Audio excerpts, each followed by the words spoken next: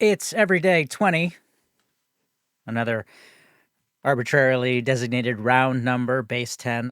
I feel like there's a world in which the people who invented counting used their hands and their feet, their fingers and their toes, and our system was base 20 rather than 10, which would have made it divisible evenly by 5 and 4, which might have made it a little bit more useful, but apparently we're fingers only counters up in this species. So I had the luxury today of both an unexpected day off and knowing in advance what I wanted to talk about and getting a piece of earned media that helped reinforce it. So a couple of days ago in episode 17, I mentioned in passing the challenge I have answering honestly when someone asks me how my day is going. Um, and then today, my audiobook client, Nicole, who I've mentioned a few times, although I'm not sure if I've mentioned her by name, I had let her know that I was doing this little experiment, and she checked it out dutifully and sent me a very nice little message on a messaging app called Voxer that we use to communicate. And I'm going to play you a little excerpt from what she said because it is relevant. So here's Nicole. It's almost like checking in with a friend, like you're ending, so I'll talk to you again soon. And I'm like, oh, my friend Ko will be like, he'll leave me another message tomorrow. So it is cool. It's like just like this front row seat into your thought process. And the reason I wanted to follow up on this is because I hear about that a lot. Lots of people that I know have a friend or a family member who they have some kind of a check in with every day or a few times a week or something. And that's not really familiar to me. There is, of course, my lovely fiance, and we talk every day and, you know, recap our days. And she will, most days, will ask me what the best part of my day is. And I sometimes have a hard time answering that question too. But outside of romantic partnerships, I've never managed to cultivate the kind of relationship, friend or family, with anyone where it feels like there's something to talk about every day. And I think that is in part down to how difficult it is for me to honestly answer the question, how are you doing? And there are two parts to that challenge. The first being, as I've talked about before, the challenge of feeling positive emotions means that I'm more often than not thinking about either something that happened to me or more likely something that I did, some mistake that I made, um, some way that I disappointed myself. And it's hard to feel like all you have to say is bad things or negative things. And that's magnified by the second piece of it, which is that I am very reactive and very much a people pleaser. I don't have a lot of ability to give myself positive reinforcement to raise my own mood. And so making other people happy, making them laugh is a way that I have always consistently been able to do that.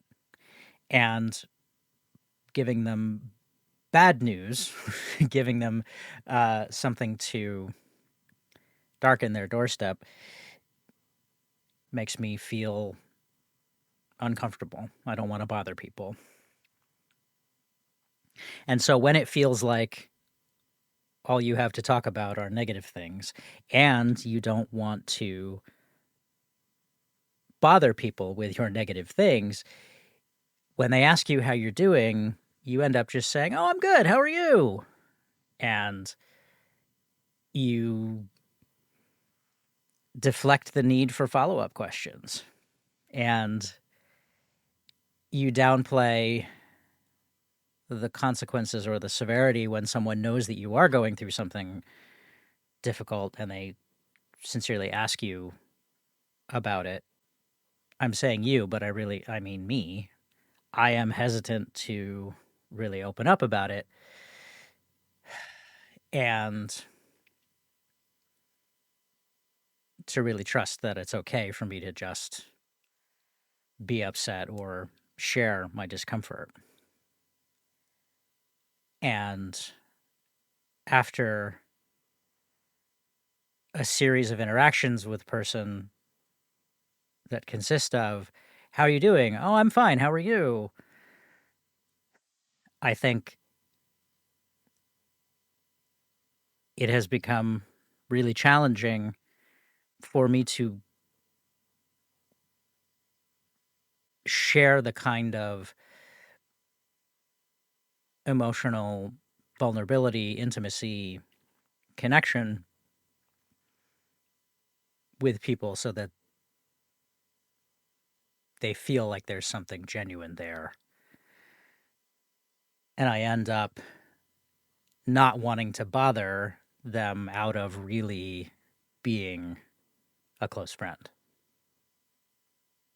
I make new friends very easily. I make new connections very easily because I'm always in that, yeah, hey, it's great to meet you. How are you? Showing interest. But once I am out of a situation, once I'm not seeing people consistently, the connection just kind of fades. And I have not either put forth or given them the space to feel comfortable putting forth the kind of vulnerability that would sustain a real connection. The thing that originally triggered this bit of introspection was a text that I got from another old friend. I texted her on her birthday, and it took her a few days to get back to me, which was fine. I bear her no grudge. She apologized for taking some time to respond, and then she said that she hoped I was thriving. And I haven't responded to that message because I don't really even know what thriving means, how that feels. I don't know how to relate to it. And even though this is a person that I've known since I was a teenager and at times been very close to, I don't feel like there is a good way to say that to her. That, yeah, thriving is not a word that I relate to. And I'm working on trying to figure that out, but I'm still not able to access it and don't really have a good picture of what it will look like once I do. And so I haven't responded because I think I know intellectually that she would want to know and that it wouldn't be bothersome for me to say that, but I just don't really know how. So I'm saying it to you instead. And hoping that maybe thinking it through will help make it a little easier the next time the opportunity presents itself. So thank you very much for being here. I'll talk to you again soon.